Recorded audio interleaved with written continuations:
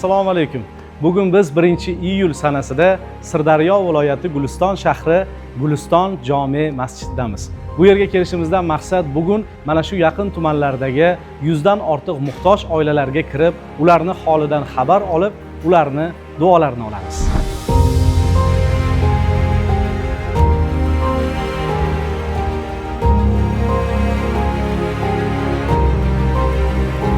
Vaqf bu insonlarni bir-biriga hamdard qiladigan, hamfikr qiladigan, kamini ko'paytirib beradigan, bizlarga ham yaxshi amallar beradigan fonddir.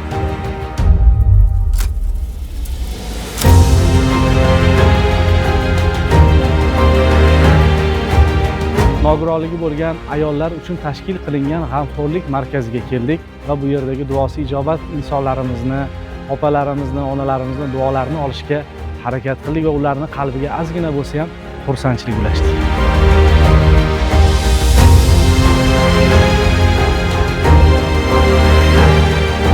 Guliston shahrida 100 ta xonadonga kirildi. Imom domlalarimiz boshchiligida mahalla nuroniy haj 2026 hojilarimiz hamrohligida bu xonadonlarda xursandchilik bo'ldi, ko'tarinki kayfiyat bo'ldi.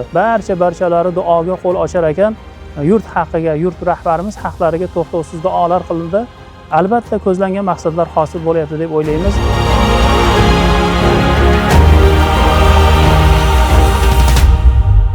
Vaqf xayriya jamoat fondi